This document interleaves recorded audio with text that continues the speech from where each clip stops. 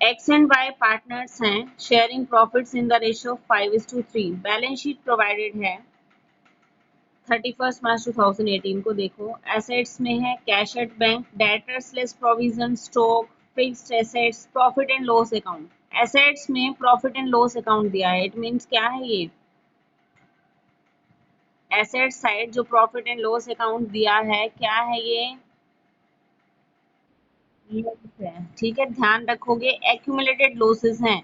जब भी कोई पार्टनर आएगा तो ओल्ड पार्टनर्स इस लॉस को डिस्ट्रीब्यूट कर लेंगे ओल्ड रेशियो में। ठीक है, डेबिट बैलेंस है, इस लॉस को डिस्ट्रीब्यूट करना है तो इसको क्या करेंगे क्रेडिट कर देंगे और डेबिट क्या हो जाएंगे old partners capital account. X capital account debit, Y capital account debit to profit and loss account in their old ratio.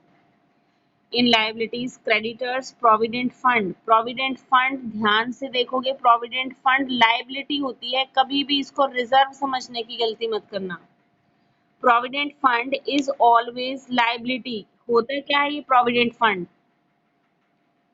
Provident fund होता क्या है? प्रोविडेंट फंड एम्प्लॉयज का होता है। हमारे फर्म में, हमारी कंपनी में जो भी एम्प्लॉयज काम करते हैं उनकी सैलरी में से कुछ अमाउंट डिडक्ट किया जाता है और जितना अमाउंट उनकी सैलरी में से डिडक्ट होता है इतना ही फर्म उनके लिए डिडक्ट करती है, फर्म कंट्रीब्यूट करती है और उस पैसे को इकट्ठा कर लिया जाता है। जब भी कोई एम्प्लॉय रिटायर होता है, फर्म छोड़कर जाता है, उसको वो पैसा पे किया जाता है। तो ये पैसा एक तरह से किसका है? एम्प्लॉयज का है। ये कभी भी रिजर्व नहीं होता, पार्टनर्स का नहीं होता, ये एम्प्लॉयज को देना होता है, तो ये हमेशा लाइबिलिटी होती है।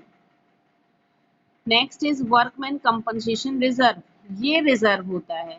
कंपनसेशन मतलब फर्म ने बनाया है, अगर वर्कर्स के साथ कोई मिस हैपनिंग होती है तो यहाँ से उसको रिजर्व में से पैसा दे देंगे। और नेक्स्ट कैपिटल्स हैं एक्स और वाई की। देखो दे admit Z into partnership firm. Partnership में एडमिट हुआ है जेड विद 1/8 शेयर, 1/8 शेयर के लिए। Z bring to 20,000 as his capital and 12,000 for goodwill in cash. Goodwill cash लेके आया है, क्वेश्चन में इन्फॉर्म कर दिया, कैपिटल भी लेके आया है और गुडविल भी लेके आया है। Z acquire his share entirely from X. ये लाइन है, Z acquire his share entirely from X, इसका मतलब क्या है? Z ने जो 1/8 शेयर लिया है वो किससे लिया है? सारा का सारा X से, Y से नहीं लिया। इट मीन्स X ने सैक्रिफाइस किया है, Y ने कोई सैक्रिफाइस नहीं किया है। Clear? Following revaluations are also made. Revaluations क्या है? Provident fund is to be increased by ₹5,000। Provident fund 5,000 से बढ़ गया है, बढ़ाना है 5,000 से। तो लाइबिलिटी थी प्रोविडेंट फंड, लाइबिलिटी बढ़ेगी तो ये क्या है फर्म के लिए? बोलो।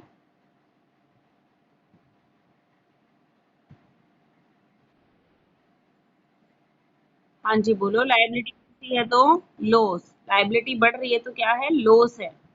तो एंट्री क्या होगी?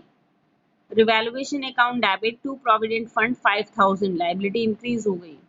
Next is debtors are all good. सारे डेटर्स अच्छे हैं। Therefore no provision is required on debtors. देखो बैलेंस शीट में प्रोविजन बनाया हुआ है ना 600 का। प्रोविजंस का क्रेडिट बैलेंस होता है। प्रोविजन को या तो हम यहाँ से माइनस करके लिखें या हम लाइबिलिटी में डाल दें। प्रोविजन का बैलेंस हमेशा क्रेडिट होता है। तो अब इसकी रिक्वायरमेंट नहीं है, ये फर्म के लिए प्रॉफिट हो रहा है। ठीक है, प्रोविजन था, प्रोविजन अब खत्म करना है तो प्रॉफिट हो गया, तो एंट्री क्या होगी? प्रॉफिट हो गया तो रिवैल्यूएशन अकाउंट को क्रेडिट करेंगे और प्रोविजन को डेबिट कर देंगे। प्रोविजन का क्रेडिट बैलेंस है, प्रोविजन यहाँ पर लेस करके दिया हुआ है ना, क्रेडिट बैलेंस है। इसको वैसे कहाँ दिखाते हैं? लाइबिलिटीज में, प्रोविजन फॉर डाउटफुल डेट्स। तो एंट्री क्या हो जाएगी? Provision for doubtful debts account debit to revaluation. Stock include 3,000 for obsolete items. Obsolete मतलब जो आउट ऑफ ट्रेंड हो चुके हैं, ऑब्सोलेट अप्रचलित हो गए हैं, अब ये आउट ऑफ फैशन है, अब ये सेल नहीं होंगे, तो ये भी क्या हो गया? लॉस। स्टॉक हमारा कम हो जाएगा, सेल नहीं होंगे, निकाल देंगे इसको। स्टॉक कम होगा तो लॉस हो गया, तो एंट्री क्या होगी? Revaluation account debit to stock account. And creditors are to be paid 1,000 more. Creditors को और पे करना है, लाइबिलिटी बढ़ रही है यहाँ पर भी, तो ये भी क्या हो गया? लॉस। रिवैल्यूएशन अकाउंट को डेबिट कर देंगे लॉस के लिए टू क्रेडिटर्स, क्रेडिटर्स बढ़ जाएंगे 1,000 से। And number 5 is fix assets are to be revalued at 70,000। Fix assets का रिवैल्यूएशन हुआ है 70,000 रुपीज। तो बैलेंस शीट में देखो फिक्स एसेट्स कितनी है, 80,000 से अब इनका रिवैल्यूएशन हो गया 70,000, तो लॉस कितना हुआ 10,000। पहले 80 था, अब 70 हो गया, तो 10,000 का loss. Prepare journal entries. Journal entries discuss कर ली हैं, क्या क्या एंट्रीज होंगी। पहले कैपिटल लेके आया है और गुडविल लेके आया है, तो बैंक अकाउंट डेबिट टू जेड्स कैपिटल अकाउंट और टू प्रीमियम फॉर गुडविल। फिर ये प्रीमियम फॉर गुडविल को डेबिट कर देंगे, किसको देंगे, एक्स ने सेक्रीफाइस किया है, premium for goodwill account debit to X. उसके बाद रिवैल्यूएशन की एंट्री आपके साथ डिस्कस कर ली है, फिर रिवैल्यूएशन का प्रॉफिट और लॉस डिस्ट्रीब्यूट करोगे। तो जर्नल एंट्रीज आप अपने आप से करोगे। नेसेसरी अकाउंट्स, नेसेसरी अकाउंट्स में कौन कौन से अकाउंट हो गए, एक तो रिवैल्यूएशन अकाउंट ओपन होगा और पार्टनर्स कैपिटल अकाउंट बनेंगे and new balance sheet, also calculate new profit sharing ratio. तो जर्नल एंट्रीज अपने आप से करोगे और न्यू प्रॉफिट शेयरिंग रेशो अपने आप से निकालोगे, डिस्कस हो चुका है। अब मैं आपको करवा रही हूँ necessary accounts and balance sheet. तो देखो नेसेसरी अकाउंट्स में सबसे पहले revaluation, revaluation account, ledger open होगा ना, रिवैल्यूएशन अकाउंट ये भी बनाओगे और नेसेसरी लेजर में और क्या बनेंगे, कैपिटल अकाउंट, कैपिटल अकाउंट्स। तीनों पार्टनर्स के ड्रॉ कर लोगे, फॉर्मेट जल्दी से ड्रॉ कर लोगे। कौन कौन है, एक्स वाई एंड जेड। अब 3 पार्टनर्स हो गए ना, ठीक है, एक्स वाई एंड जेड। तो देखो रिवैल्यूएशन अकाउंट में सबसे पहले रिवैल्यूएशन का इफेक्ट क्या था, प्रोविडेंट फंड इंक्रीज हो गया था। तो प्रोविडेंट फंड इंक्रीज हो गया तो लायबिलिटी इंक्रीज हो गई, तो क्या हुआ, लॉस, जिसकी एंट्री क्या हुई थी, लॉस होगा, तो रिवैल्यूएशन अकाउंट को डेबिट कर दिया। Revaluation account debit to provident fund, कितने से बढ़ा था ये, 5,000 से। नेक्स्ट क्या था, डेटर्स गुड थे, प्रोविजन की रिक्वायरमेंट नहीं है, तो ये हमारे पास प्रॉफिट था, प्रॉफिट था तो रिवैल्यूएशन को क्रेडिट करेंगे। क्या एंट्री की थी, provision for doubtful debts account debit to revaluation, तो कहां पर पोस्टिंग होगी, credit side, by provision for doubtful debts. कितना प्रोविजन था, बैलेंस शीट में गिवन है 600। नेक्स्ट क्या था, स्टॉक हमारा कम हो गया है, तो ये भी लॉस था, टू स्टॉक अकाउंट, कितना 3,000। नेक्स्ट इज क्रेडिटर्स को 1,000 ज्यादा पे करना है, तो ये भी लॉस है, टू क्रेडिटर्स 1,000।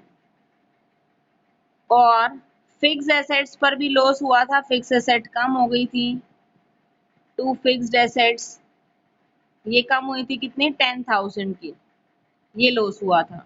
80,000 बैलेंस शीट में था, 70,000 रिवैल्यूएशन हुआ, तो 80,000 माइनस 70 10,000 का लॉस हो गया। बस यही था रिवैल्यूएशन में, और कुछ भी नहीं था। तो अब प्रॉफिट या लॉस चेक करेंगे रिवैल्यूएशन पर क्या हुआ है। क्रेडिट साइड है, ये डेबिट साइड, डेबिट साइड ज्यादा है तो लॉस हुआ है, क्रेडिट साइड ज्यादा है तो प्रॉफिट हुआ है। तो यहाँ पर डेबिट साइड ज्यादा है, कितना लॉस हो गया, नहीं बेटे 19,000 डेबिट साइड का टोटल आया, माइनस करोगे क्रेडिट साइड तो लॉस कितना हुआ, बोलो बोलो, लॉस कितना आ गया। ठीक है, इस लॉस को किस में डिस्ट्रीब्यूट करेंगे, पार्टनर्स में। तो लॉस को डिस्ट्रीब्यूट करने की एंट्री क्या हो गई, पार्टनर्स को लॉस हुआ, पार्टनर्स कैपिटल अकाउंट डेबिट, ठीक है, तो bye partners capital account of partners, कौन कौन, ओल्ड पार्टनर्स ओनली। ये लॉस किस में जाएगा, ओल्ड पार्टनर्स में जाएगा, एक्स और वाई, ठीक है। डिस्ट्रीब्यूट कर दोगे, एक्स और वाई का प्रॉफिट शेयरिंग रेशियो क्या था, 5:3। डिस्ट्रीब्यूट करके बताओ ये बच्चे जल्दी से,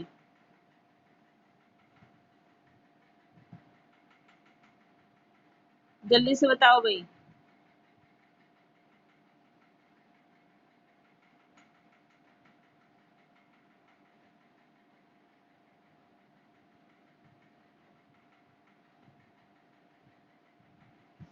11,500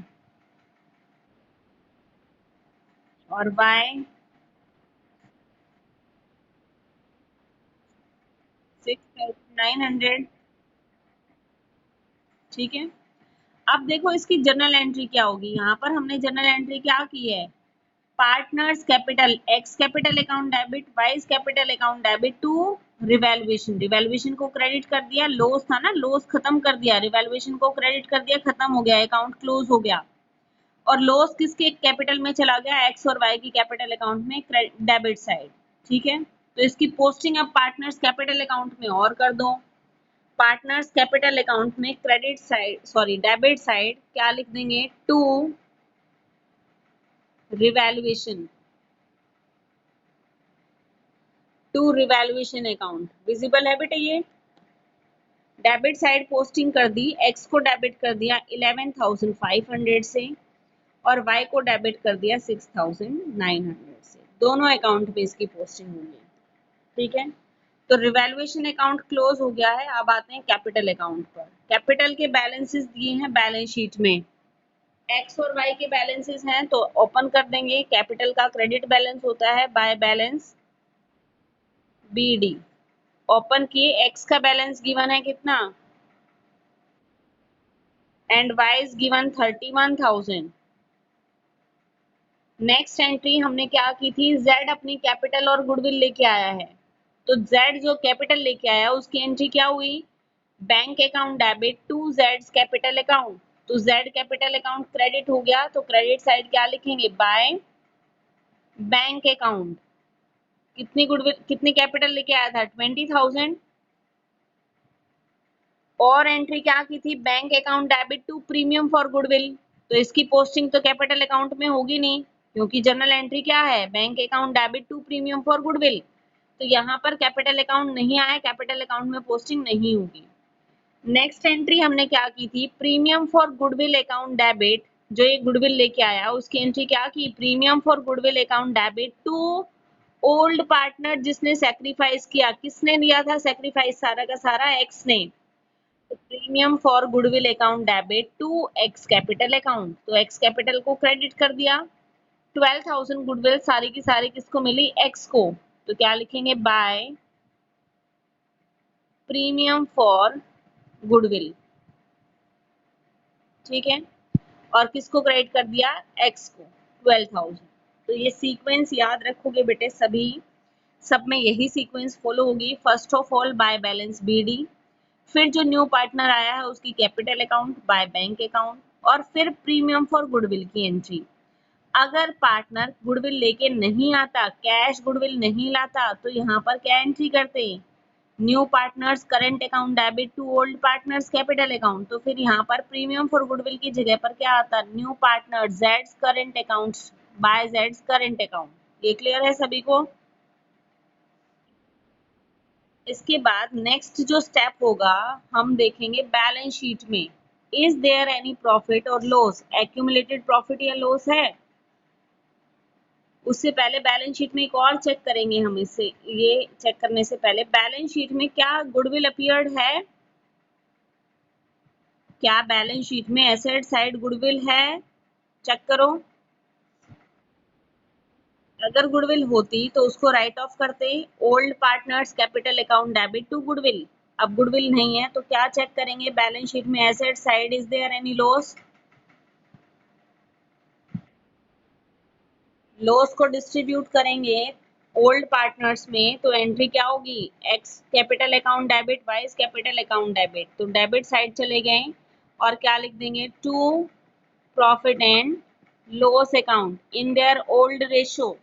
देखो कितना लॉस है वहां पर, 2,400 को डिस्ट्रीब्यूट कर दो ओल्ड रेशो 5:3।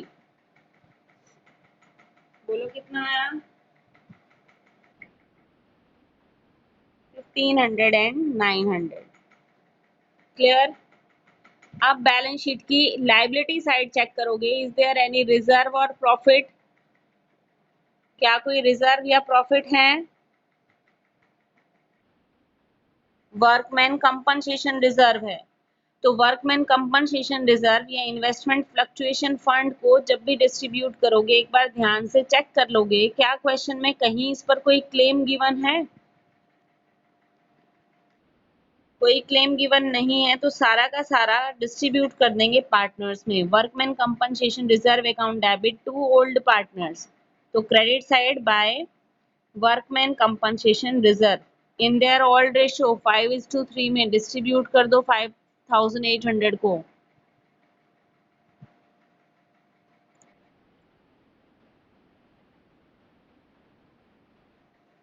3625 एंड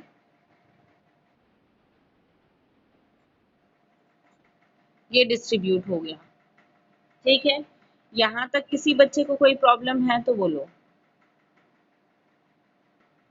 क्या किया है, अकाउंट ओपन किया बाय बैलेंस बीडी, फिर ये कैपिटल लेके आया था new partner by bank account, premium for goodwill जो लेके आया था वो एक्स को मिल गई क्योंकि इसी ने सेक्रीफाइस किया था। फिर हमने चेक किया रिवैल्यूएशन पर हमारा लॉस था वो हमारा डिस्ट्रीब्यूट हो गया। चेक किया बैलेंस शीट में गुडविल नहीं है, चेक किया बैलेंस शीट में लॉस है, लॉस था तो वो डेबिट साइड ट्रांसफर हो गया। बैलेंस शीट में रिजर्व था तो वो क्रेडिट साइड आ गया। बस इसके अलावा कैपिटल अकाउंट में और कोई एंट्री की पोस्टिंग नहीं होगी। तो अब कैपिटल अकाउंट को चेक करेंगे, कैपिटल के कौन से बैलेंसेस आए। तो बोथ साइड्स में से चेक करो, क्रेडिट साइड ज्यादा है तो क्रेडिट साइड का टोटल लिखो। एक्स की क्रेडिट साइड कितनी आ गई, 85,625। टोटल चेक कर लेना बेटे। और 33,175 और z का आ गया है 20,000।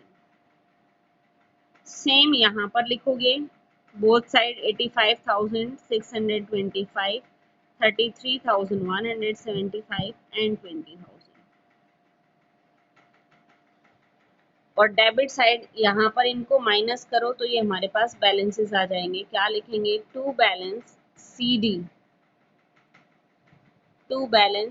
डी। डन। बताओ बैलेंसेस क्या आए। जेड का मैं बता देती हूँ 20,000 एक्स और वाई का आप बताओ।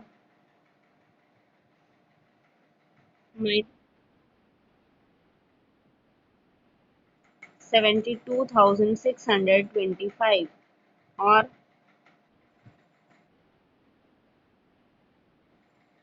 25,375। समझ आ गया बेटे? क्या बोला था क्वेश्चन में, necessary ledger account and balance sheet, new balance sheet. तो अब हम बैलेंस शीट भी बनाएंगे, तो बनाओ बैलेंस शीट।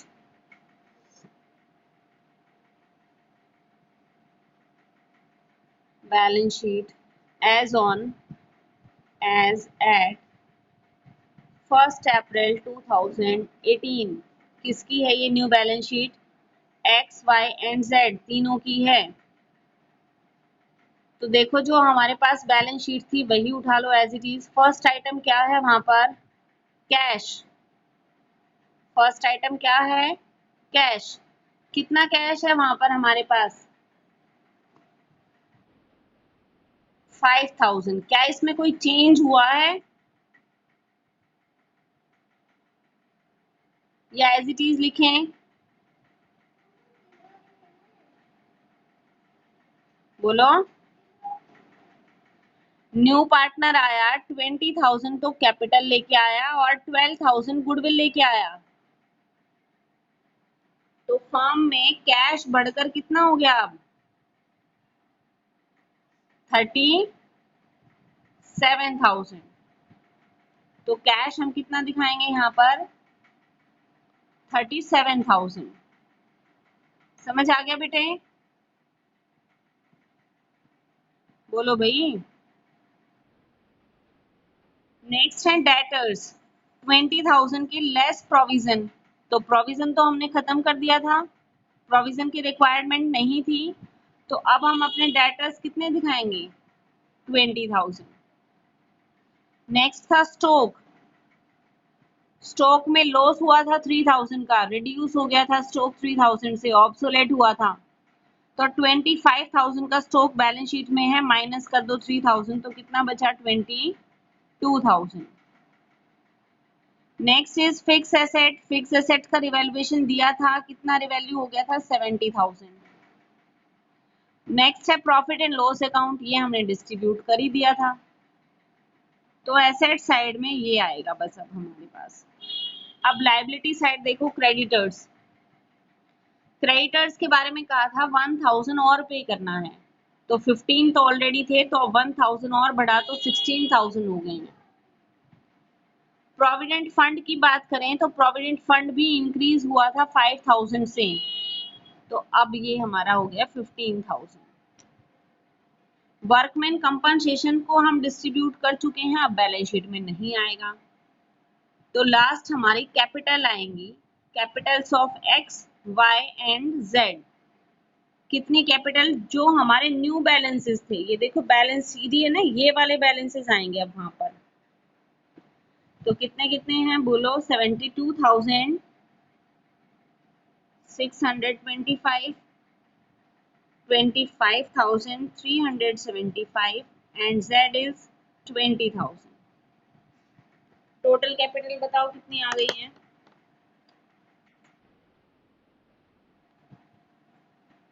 हाँ जी, 1,18,000, और हमारी लायबिलिटी साइड भी कंप्लीट हो गई। अब balance sheet, both sides must be equal. Balance sheet का टोटल करोगे, दोनों साइड इक्वल आनी बहुत जरूरी है, तो बता दो। आइए, 1,49,000 इक्वल हैं बोथ साइड्स। यही आ रहा है भाई सभी का।